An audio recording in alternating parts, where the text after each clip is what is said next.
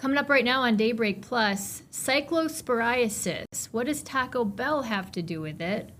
We'll let you know what health department officials are saying coming up. And you might notice a haze in the sky. We've got an air quality alert. We're going to tell you all about that.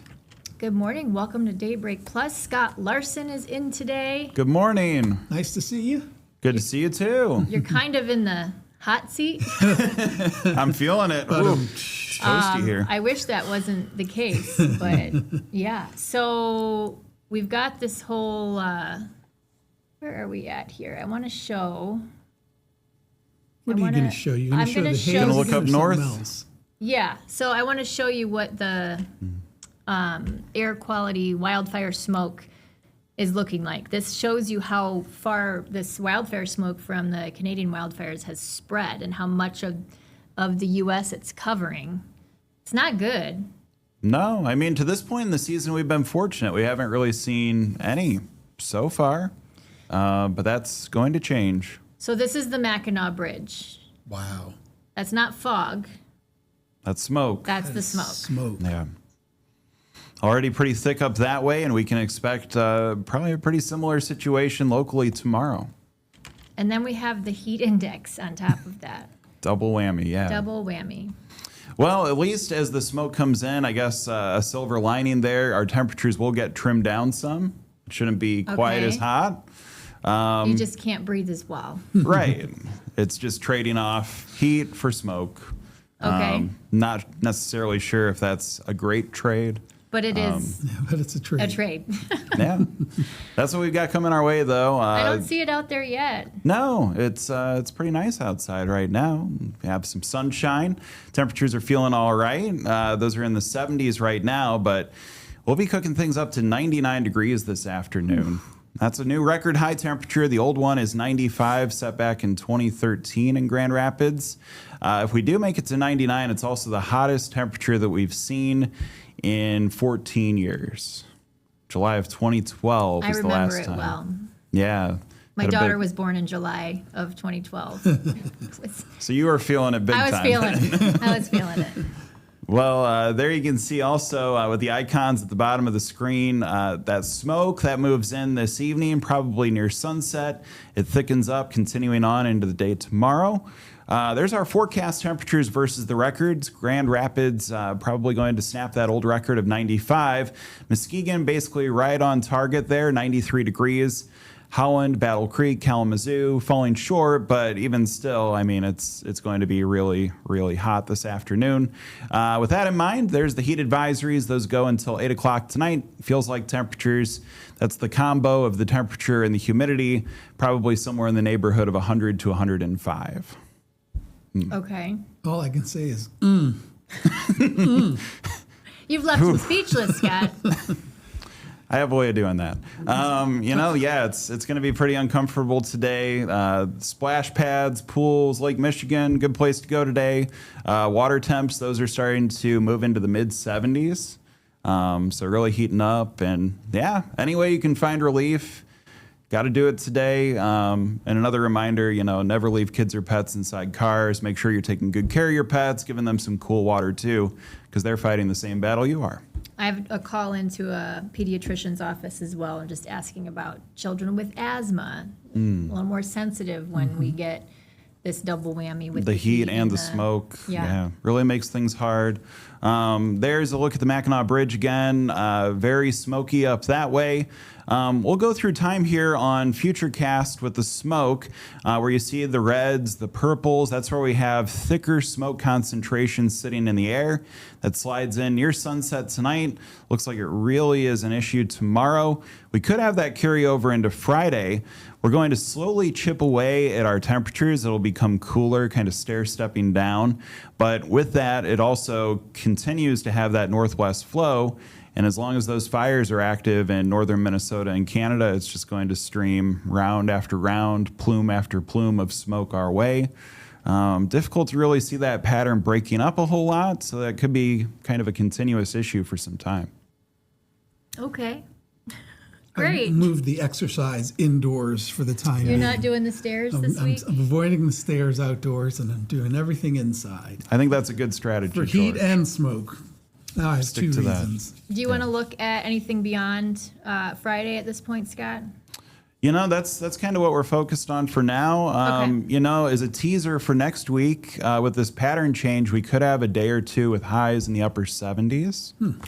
So if you're Wow. tired of how hot it is, Okay. we'll flip things in the other That's quite direction. a change. Yeah. Yeah, It's going to feel like a relief. I think so. Even the 80s would feel like a relief right now. Yeah, could maybe turn off the air conditioner if the smoke settles too. Yeah. Here is the story we were talking about in our main studio earlier. The U.S. House has passed a daylight saving time bill to keep it in daylight saving time all year, which this happens pretty. I'm outside of the Holland Police Department. That is not what I wanted to show you. This happens pretty frequently where Congress tries to do this. Yeah, It's they tried 4 not years usually ago, right? successful. Yeah, they just tried Yep. 4 years ago. 2022, they approved a similar bill, and just nothing happened. Almost unanimously, if I remember correctly. It's like 99 to 0. Huh. Well, maybe this time will be the charm. Here's some video of some people sleeping. And I'm jealous. I know. This actually is kind of mean for people who wake up early like us. Okay, so as far as what would happen in West Michigan, our summer sunsets, it would be like what we have already.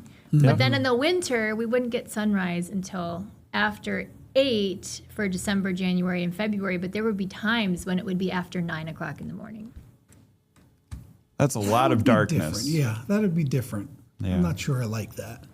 No, Tom was pretty vocal on the opinion of not what? Everything? changing. Yeah, well, he has a way, but I kind of agree. I feel like you change the clocks. Maybe there's an adjustment period of a handful of days, especially for those of us with kids. But I just prefer, I guess, to keep things as they are and not switch to having things stay the same with the time. Yeah, because even if our sunset is pretty late in Michigan, but if you adjusted back, then you'd have sunrise in the 4 a.m. hour. I mean, it would be so early. It would be early daybreak. Yeah. Which is fine for us, I guess. we'd, We're up. we'd see it on the But camera. Yeah, we'd most see it on the people- cameras earlier. Yeah. All right, Scott. Well, thank you very much. Thanks. See ya. We'll see you tomorrow. Awesome. We're going to get to the rundown. A couple stories to touch on, including this one that won't go away. And for some people, that's really unfortunate. Cyclosporiasis. Is there a Taco Bell connection? The Washington Post had an article saying that there was, that health department officials are looking at that. And in fact, Taco Bell has made adjustments in light of this as well. They are voluntarily taking some of their ingredients out of certain locations just as a precaution. Again, this is just preliminary, so they're trying to figure out where that source of contamination is. The main thing is, the biggest thing that we're hearing is lettuce or salad greens, and buying your lettuce in heads of lettuce as opposed to bags, salads, to try and protect yourself. It's very difficult, nearly impossible to do that for cyclospora. Can't really grow it in a petri dish, and it's hard to do a DNA test to make that connection. Dr. Nettleton is the director for the Kalamazoo and Calhoun County Departments of Health. So that was his message. Now we are up to 3,300 cases in Michigan. It's spreading rapidly. That is so much more. This has just, those case numbers have gone up so quickly, which they're concerned about. And it's tricky with 2 to 14 days. That's a big time frame for when symptoms can show up. Hillary Skolton is questioning how a trainee died, and this happened.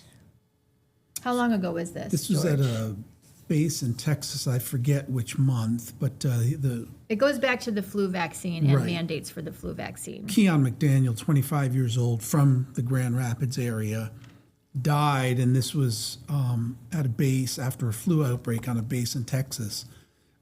This was months after a mandate for flu vaccine was gone.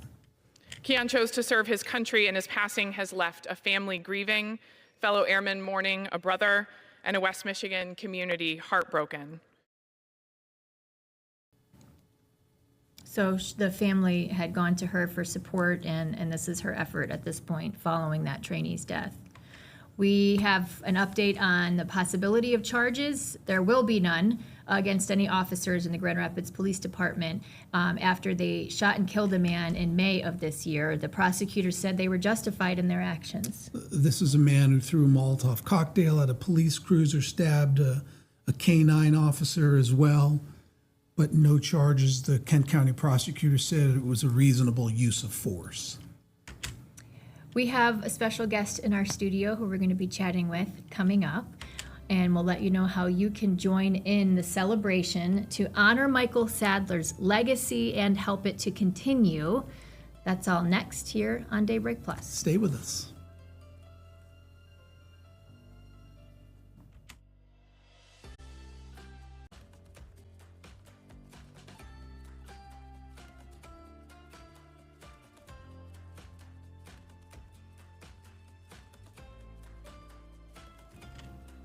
Welcome back to Daybreak Plus is it Wednesday today? It's Wednesday. It's hump day. And as you can see, we have a special guest in our studio.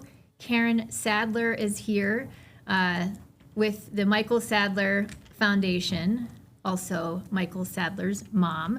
And we're going to be talking with her about a big event that is coming up this weekend, honoring his legacy, which he has a pretty big one. And a lot of that is thanks to your efforts. So it's 10 years since Michael's death and 10 years of celebrating his life. What do you have planned for this weekend, Karen? Well, we have our annual legacy celebration. And to your point, it has been 10 years. So we wanted to make this one special. And it turns out that already our pre-attendance is higher than it's ever been. So that's a plus. We're marking that. We have a lot of players from what was Michael's highlight at Michigan State, that being the Rose Bowl win. And so we have a whole bunch of players from that game coming back to celebrate with us, including the game MVP, Connor Cook, the offensive MVP, Kyler the Stop Ellsworth, Darian Harris, who actually made the tackle to make that stop possible. Coach D is coming back.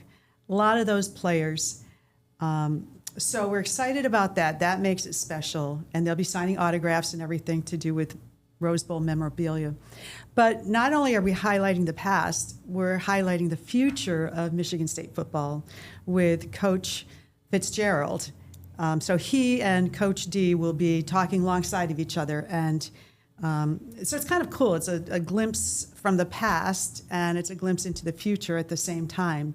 So we celebrate Michigan State football, but that's only a portion of it, of course. We celebrate the legacy that Mike created and how that happened. So we're super excited for this Sunday. What does it mean to you to bring all of these people together in his honor? It means that he really did work to create a legacy. He didn't know he was doing it when he was doing it, but by being who he was, he did establish this legacy that people recognize. And it's become important in our work to kind of to create that legacy mindset with young people in the program that we've created called Game Changers. Mike was certainly unique, and he was not perfect by any means, but he had a lot of fun, and I think people remember that. They remembered that he had class. He worked hard. He did things right, but there was also that side of him that you would be on the floor laughing because he was so much fun. So I love to see that has permeated the last 10 years, and it has had an impact. Tell us about Game Changers. What is the mission of that program? Yeah, I love to talk about Game Changers because it took us a while to figure it out, but we looked at what Mike left us, and what he did leave was, to your point, a legacy. And we've looked at what created that legacy, what the ingredients were. There were really 6 pillars, if you will, that stood out in how he created his legacy. Those being to value education, to set goals and aim high, to show compassion to every person you meet, to live with integrity, always do the right thing even when nobody's looking. 5 was to choose friend groups carefully because they define you. And then 6 was to infuse that humor every day. And so we took those 6 tenets that had made his legacy so important, and we created a program in which we train high school juniors and seniors to mentor younger students. And we've been doing this since 2020. We put it together in 2019. And we've been fortunate to work with more than 9,200 kids in our local community here in West Michigan.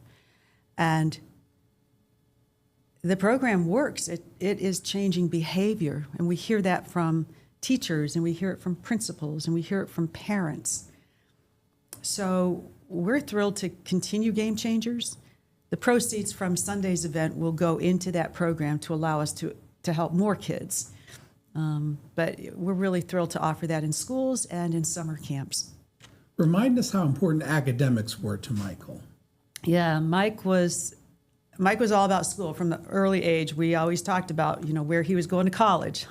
We'd be driving into Collins Elementary there, and I'd be saying, when you get to college, you're going to be in Boston. And no, he always knew that school was really important. Getting education was very important to him and his sister.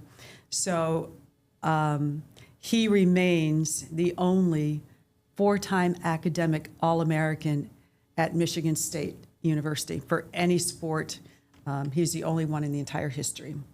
Someday that record will be broken, but nobody's come close yet. So it's a standard that he set. As his mom, Yeah. you're the head of the foundation, but you're his mom too, and this is 10 years. Yeah. How does organizing all of this help you move through the grief that you must still feel following his death? I take solace in realizing how what he left us in legacy is now turned into a positive for so many thousands of kids. Eventually it gets away from who Mike Sadler was and all the details that we started out with, and it becomes more about the legacy and the impact of those 6 tenets that can improve anyone's life and help them make a difference, just like Mike did. How happy are you with how this event, and it's at Atwater, right? Atwater Brewing, how's it grown over the years? It is at Atwater this year, and I think we all read about them closing, Yes. But that does not affect our event. We've been lucky to have the event there for 9 years, and the fact that it's grown, and we close down the sidewalk, and sometimes we close down the road, the fact that it's grown, and not just with Michigan State Spartans, but with the community as a whole. It says a lot about coming out. It's not just supporting Mike, but it's supporting the work that we do in the community. And the fact that people understand that that is important, and a lot of parents come with their kids who have been through the program, that's really rewarding. Yeah. Is there anything else you want people to know about who Mike was? You sent all these sweet photos of him, Yeah. and you can see the goofiness that you mentioned in a lot of these photos. The dressing up, he seemed like he was a real ham. Yeah, Mike was a normal kid. That's what I'll say. He grew up just like everyone else, and he always, those 6 tenets were ingrained in him from the get-go, and so, yeah, he was a normal kid, but he had standards, and I think that what he really did, he drew on those standards as he grew up, and he always had fun, whether it was on the soccer field, because he didn't even play football until he got into high school. A lot of people don't know that, but whatever he was doing, he always gave it his best. He worked hard. He set goals to, get five scores in a game or whatever. He always had those goals as he was going along. But he was a normal kid, and that's why we take Game Changers out to normal kids and say, Mike was just like you, right? And he colored pumpkins at Halloween, and he did everything that you do. But these 6 things carried through. They were the thread of his existence. And when you incorporate these into your everyday behavior, you too can create a legacy, a reputation like Mike did. And so I want people to understand that he was no different than them when he was their age. It's what you take from where you're at to determine where you go. And you're all able to get to where Mike did too. And you can help support that mission this weekend, Sunday, from 12 to 3, the 10th annual Mike Sadler Legacy Celebration. You can meet Coach Pat Fitzgerald and so many other figures who were in his life. We have a QR code up, and we'll have a link to tickets as well. Karen, thank you so much for coming in today. Thanks for having me. Thank you. And we will let you know about the Atwater Brewery situation coming up and why it's closing and when it's closing. We'll be right back. Okay, we're back to Daybreak Plus. We mentioned Atwater Brewery will be hosting a really important event this weekend. And this, comes as we get the news that eventually it will also be closing. Going to be closing at the end of the month. I'm disappointed because I go to this place. It's in my neighborhood, and Yeah. I've been there from time to time. But it's right at the intersection of Michigan and Monroe. But unfortunately, the end of the month will be the end of the road. But you can go to the Mike Sadler celebration there first on Sunday. It will still sure be you open go. for that. And we are going to leave you with some advice, suggestions from our friend Miranda. Miranda's always dialed in.